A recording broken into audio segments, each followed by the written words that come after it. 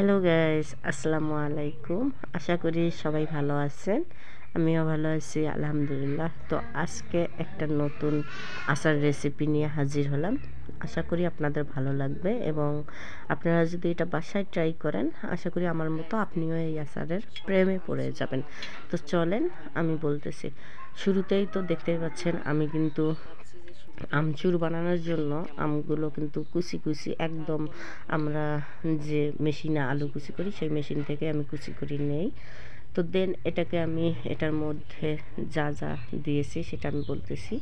আপনার পরিমাণ মতো মরিচের গুঁড়ো দেবেন, আর লবণ, তারপর মশলা এবং চিনি। আপনি যতটুকু মিষ্টি খাবেন ততটুকু চিনি এখানে অ্যাড করতে পারেন। আপনারা এখানে পেঁয়াজ কুচিটাও অ্যাড করতে পারেন, কারণ আমি পেঁয়াজ কুচিটা দিই নাই। তো আমি যেহেতু অল্প বানাবো, তো আমার কথা আমি আগে বানাই দেখি কেমন হয়, তারপর বেশি যখন বানাবো তখন আমি দিয়ে দেবো ইনশাল্লাহ। তো আপনারা এখানে পেঁয়াজ কুচিটাও অ্যাড করতে পারেন। করার পর এগুলোকে মিক্সড করে রোদে দিবেন। তো আমার তো শুকাই গেছে, এখন আমি এটাকে প্রস্তুত করব।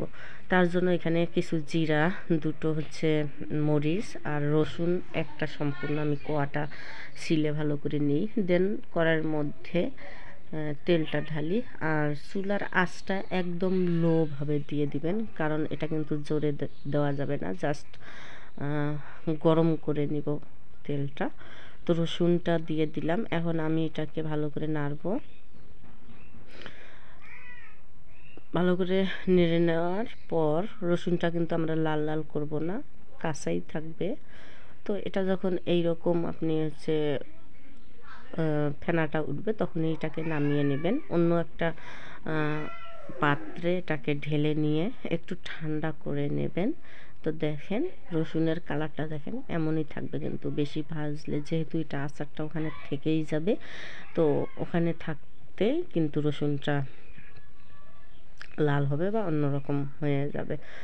তো তারপর আমি এটাকে একটা জারের মধ্যে তেলগুলো ঢেলে নিচ্ছে। আমার যেহেতু অল্প একটু, তো সেহেতু আমার এই জারটাই আমার পছন্দ হলো, এটার মধ্যেই পারফেক্ট হবে।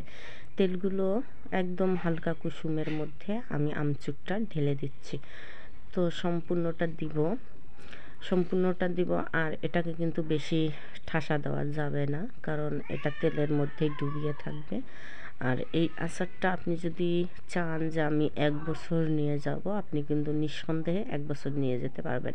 তো এটাকে আলতোভাবে আমি একটু ঠেস দিচ্ছি, কারণ তেলটা পরিমাণটা আমার অতটা ডুবো ডুবো আমি হয় নাই, যার কারণে আমি একটু সবগুলোর মধ্যে ভরার জন্যই কিন্তু করলাম। তো এই তো আমার আচার আমচুর তো কেমন হলো অবশ্যই জানাবেন। আর এখানে একটা কথা বলি, আমার আমচুর হচ্ছে খেয়েই শেষ করছে, এতটাই পরিবারের লোকজন পছন্দ করছে যা বলার বাহিরে।